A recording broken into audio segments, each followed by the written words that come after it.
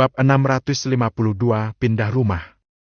Valentino tercengang, kemudian dia menggelengkan kepalanya sambil tersenyum masam setelah mengetahui hal tersebut. Di mana ada orang, di situ ada perbedaan status sosial. Di mana ada status sosial, di situ ada eksploitasi. Hal ini sangatlah normal. Kalau kamu ingin terus bekerja di sini, maka kamu harus menahannya. Baiklah, upahnya sudah benar kan? Besok datanglah ke sini di waktu yang sama, aku akan mengatur pekerjaan untukmu lagi. Setelah Gusti selaku mandor selesai memberikan upah para buruh, dia langsung meninggalkan lokasi konstruksi sambil menenteng tasnya. Valentino juga berpamitan dengan beberapa buruh lain, kemudian meninggalkan lokasi konstruksi dengan cepat. Sekarang sudah pukul 5 sore, dia harus segera membeli sesuatu, kemudian kembali ke rumah. Di dalam toko pakaian wanita. Tepat ketika Valentino masuk ke dalam toko pakaian wanita, dia langsung dihentikan oleh dua orang SPG toko. Jangan masuk ke dalam, apa yang kamu lakukan di sini? Tanya seorang wanita sambil mengernyitkan alisnya. Saat ini tubuh dan wajah Valentino dipenuhi semen, penampilannya yang seperti ini sungguh mengejutkan. Aku ingin membeli baju yang sedikit tebal. Valentino berhenti sejenak sambil berdiri di depan pintu toko. Bukankah dia si idiot itu? Tiba-tiba dari dalam toko, seorang tenaga kebersihan berjalan menghampiri. Kau Lucy kenal sama dia? Seorang SPG toko tercengang melihat situasi ini. Dia tetangga rumah kami.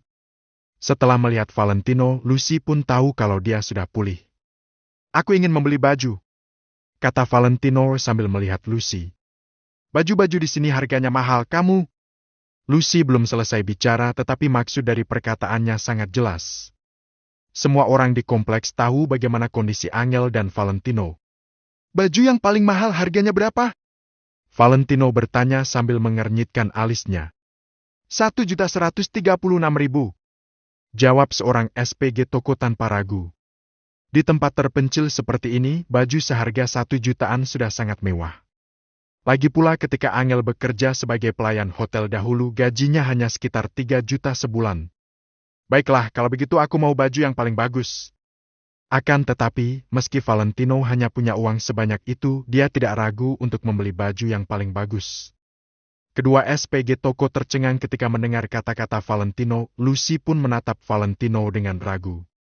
Semudah itu dia membeli baju seharga 1 jutaan.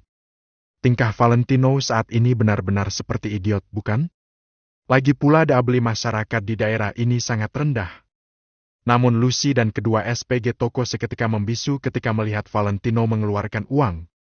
SPG toko dengan cepat langsung mengemas baju yang sesuai dengan keinginan Valentino, kemudian membuatkan nota lalu memberikannya pada Valentino.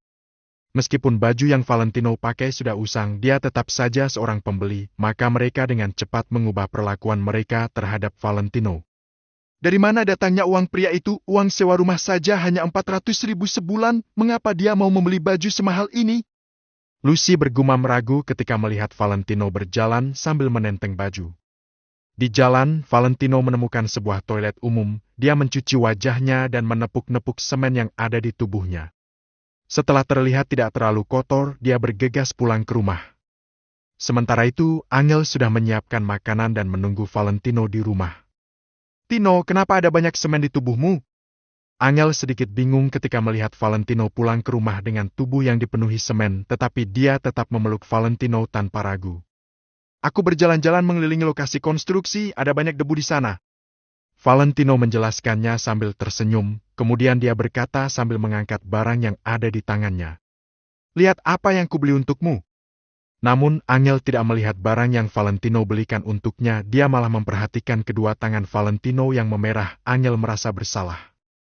Hari ini aku mengecek di ponsel, di sekitar sini ada banyak pekerjaan yang bisa kukerjakan, kata Angel pelan. Tidak boleh, kamu harus mendengarkanku. Aku akan menyisihkan sedikit uang, kemudian kita pindah ke tempat lain untuk tinggal. Setelah beberapa waktu kita baru menghubungi Pak Hendrik, lalu kita bisa kembali ke kota Neo. Valentino berbicara dengan nada yang meyakinkan sambil mengusap hidung Angel. Baiklah. Angel mengatakannya dengan nada bicara yang sedikit kecewa sambil sedikit menundukkan kepalanya. Lihatlah ini.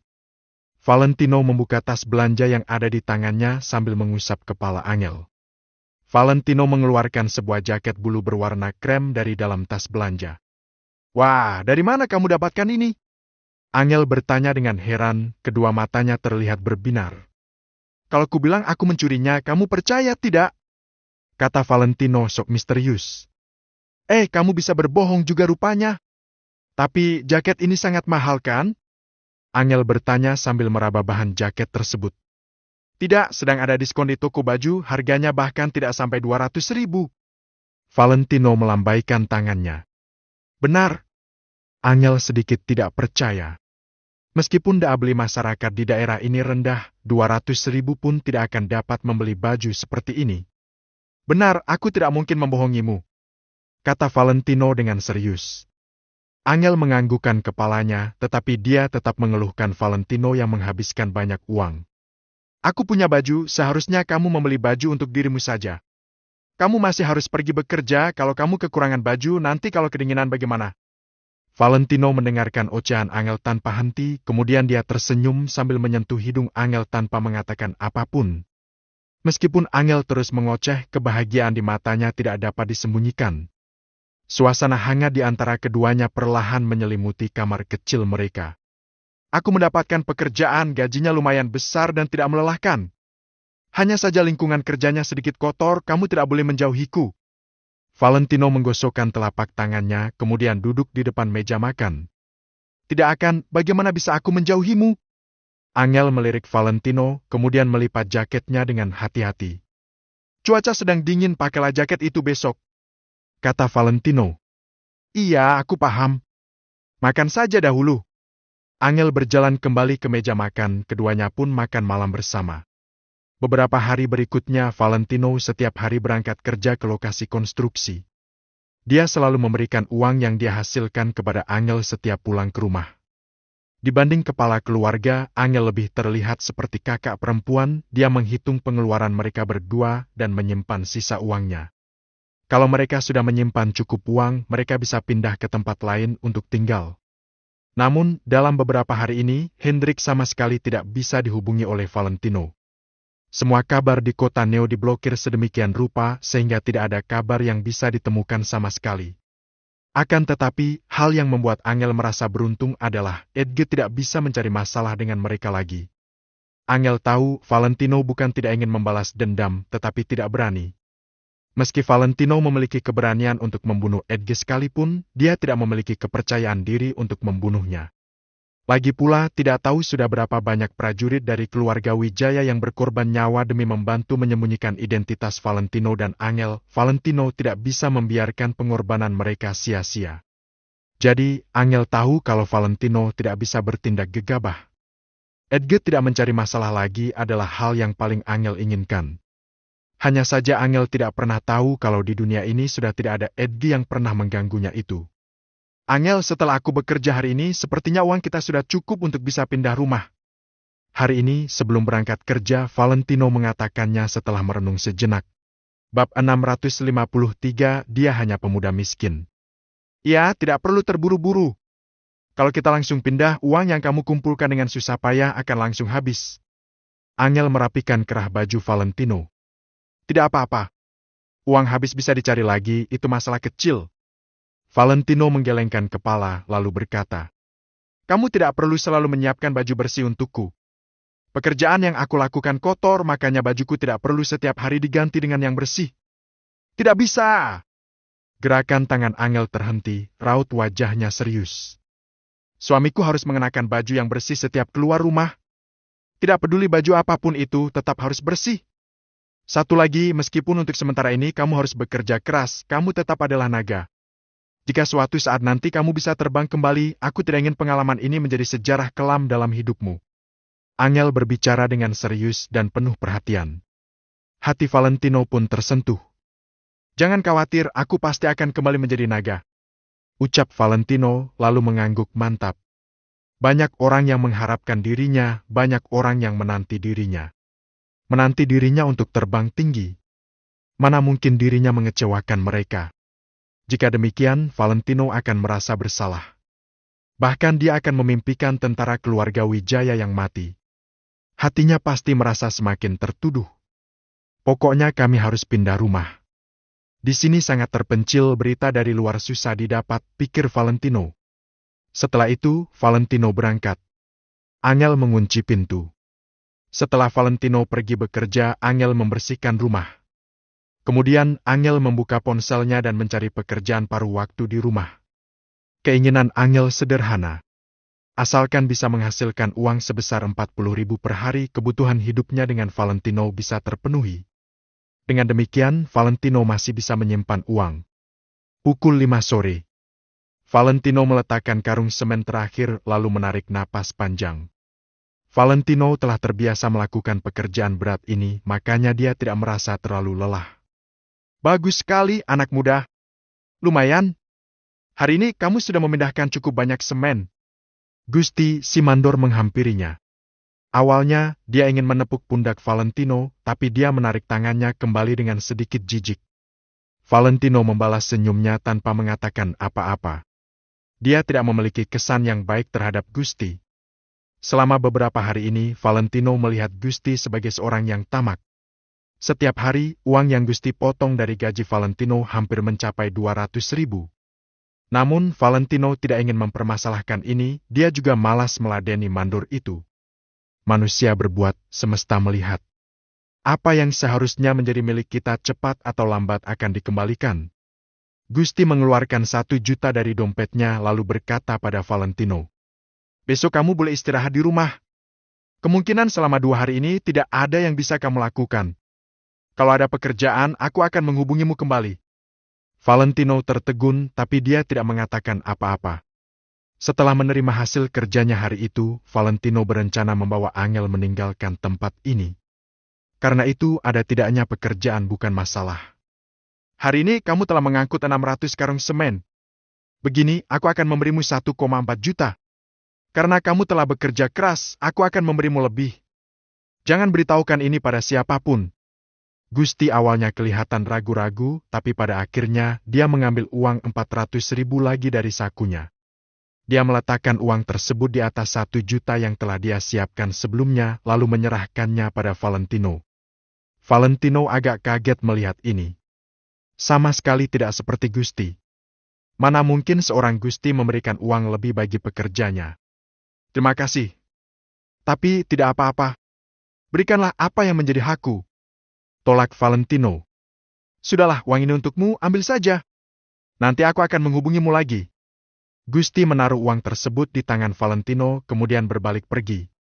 Valentino yang memegang uang sebanyak itu di tangannya merasa ragu, tapi dia tidak mengatakan apa-apa. Dia pun memasukkannya ke dalam saku. Mungkin hati kecil Gusti telah berbicara. Selama ini, upah Valentino memang telah dipotong banyak olehnya. Aku akan membeli beberapa butir telur dan sedikit daging. Valentino menyentuh uang dalam sakunya dengan senang. Sebelum pergi, dia akan makan enak bersama Angel dalam rangka perpisahan dari tempat ini. Valentino, tunggu. Ketika Valentino bersiap meninggalkan lokasi konstruksi, tiba-tiba terdengar suara perempuan.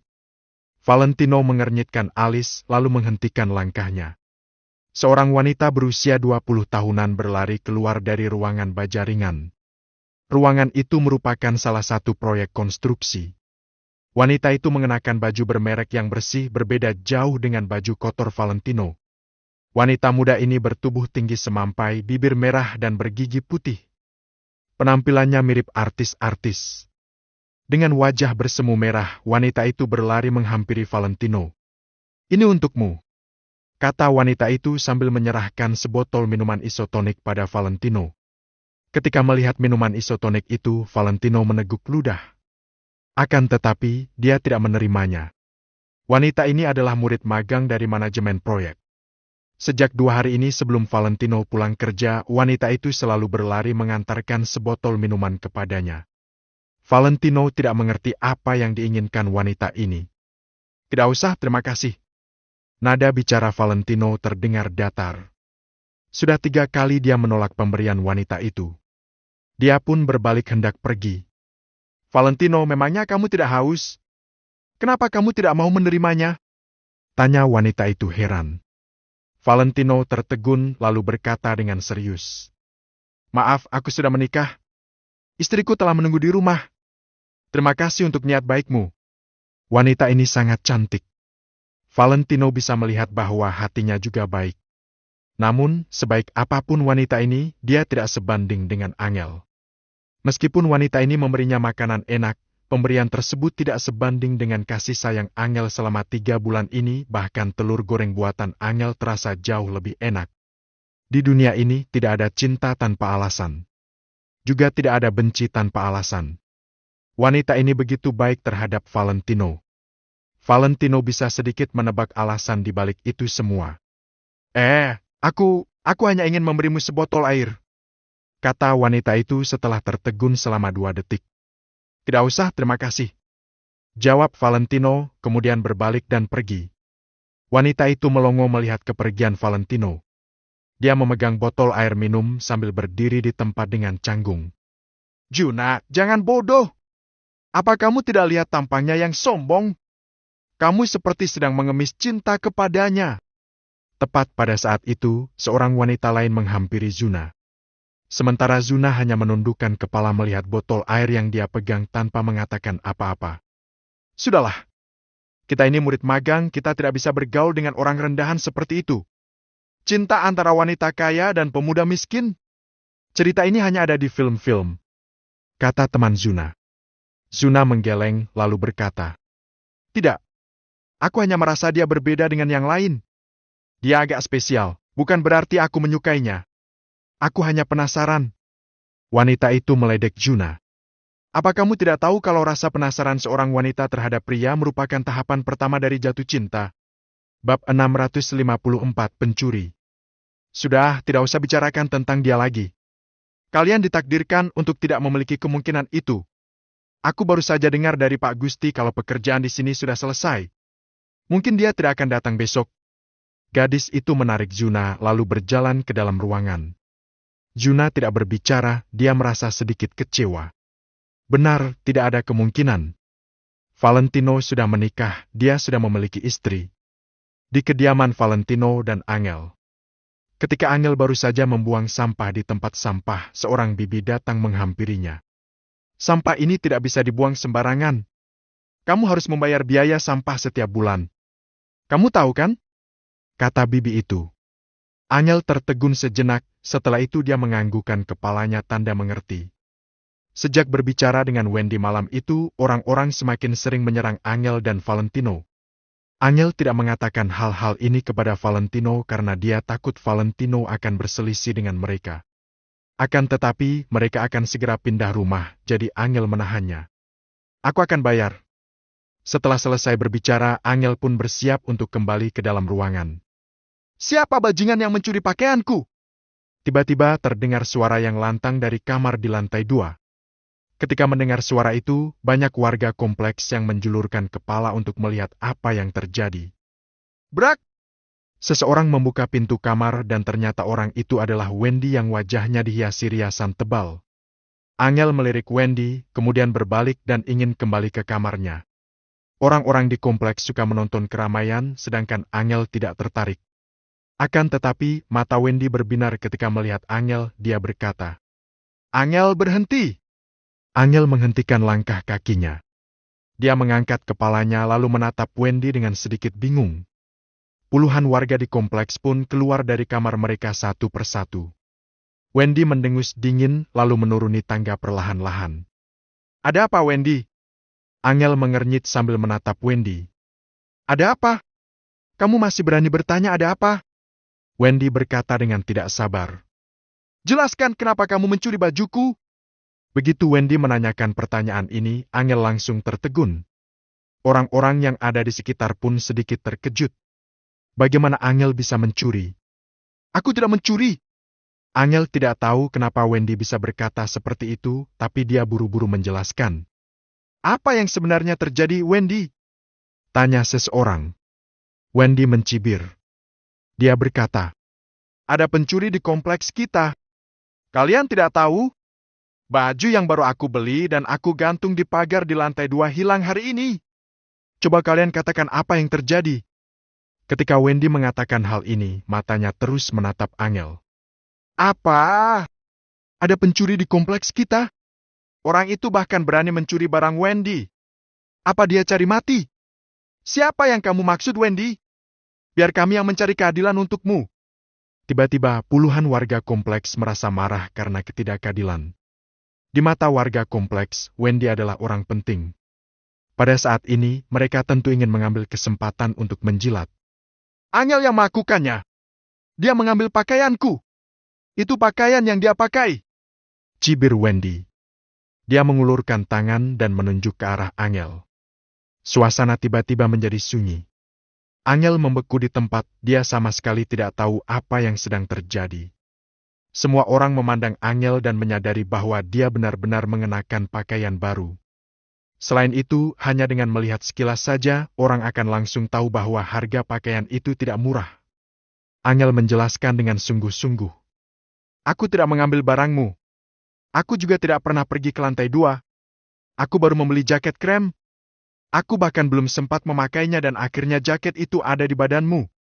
Apa ini belum bisa membuktikan apa-apa? Angel, sekarang bukti dan saksi sudah ada dan kamu masih ingin berdalih. Wendy menatap Angel dengan dingin. Wendy mencibir dalam hatinya, bukankah kamu orang yang mulia? Hari ini aku akan mengusirmu. Valentino membelikan baju ini untukku. Baju ini bukan milikmu, kata Angel sambil menatap Wendy. Kata-kata Wendy terdengar sangat janggal di telinga Angel. Akan tetapi, orang-orang di sekitar pasti bersedia untuk mempercayai Wendy dan tidak akan percaya dengan Angel. Angel, kamu terlalu pintar bicara. Bagaimana kamu bisa mengatakan kalau pakaian Wendy itu milikmu? Kita juga sudah lama kenal dan kami tidak pernah melihatmu membeli baju baru. Baju Wendy baru saja hilang sedangkan kamu memakai baju baru. Bagaimana bisa kebetulan seperti itu? Intinya adalah apa kamu sanggup membeli pakaian seperti ini? Semua orang yang ada di sekeliling berdiskusi. Mereka semua menyalahkan Angel seolah dia benar-benar seorang pencuri. Kalau aku mencuri pakaianmu, apa aku akan memakainya secara terang-terangan? Kata Angel sambil menggertakkan giginya. Siapa yang tahu apa yang kamu pikirkan? Bagaimana kalau kamu memakainya dengan sengaja dan menggunakannya sebagai alasan? Wendy memutar matanya. Angel meremas telapak tangannya. Hanya ada kemarahan untuk orang-orang itu, sama sekali tidak ada rasa takut di dalam hatinya. Karena Angel tidak punya simpati terhadap mereka. Baju ini dibelikan Valentino untukku. Ucap Angel kata per kata. Baiklah. Karena kamu bilang kamu sendiri yang membelinya, kalau begitu coba katakan padaku berapa harganya. Wendy melirik Angel. Lebih dari 160.000. Tidak sampai 200.000. Angel langsung mengatakan sesuai dengan apa yang dikatakan Valentino padanya. Ketika mendengar hal itu, Wendy tertegun, kemudian dia tertawa terbahak-bahak. Angel, apa kamu begitu memandang rendah tingkat pengeluaran kami? Baju ini bisa kamu beli dengan harga 160.000. Kenapa kamu tidak pergi merampoknya saja? Bagaimana kalau aku kasih kamu 200.000 dan kamu belikan lagi yang sama untukku? Bukan hanya Wendy yang tertawa. Orang-orang yang ada di sekitar pun tertawa sinis. Begitu dilihat sekilas, orang akan langsung tahu bahwa pakaian ini setidaknya berharga ratusan ribu. Kalau harganya 160.000, apa orang-orang tidak akan memperebutkannya? Kalaupun Angel berbohong, dia seharusnya mencari alasan yang lebih bisa dipercaya, kan? Di mana Kak Sunya? Hari ini Kak Sunya libur, kan? Dia petugas kebersihan di toko pakaian itu, suruh dia datang untuk menjelaskan. Wendy langsung melihat ke arah kerumunan. Bibi yang melihat Valentino membeli pakaian sebelumnya pun berjalan keluar dengan ragu-ragu. Kak Sonya, coba katakan di mana baju seharga 160.000 ini dijual. Wendy mengulurkan tangan dan menunjuk Angel. Mata Sonya berkedip lalu dia berkata, pakaian ini ada di toko kami, harganya lebih dari 1 juta. Ses. Ketika mendengar harga baju itu, orang-orang yang ada di sekitar pun terkejut.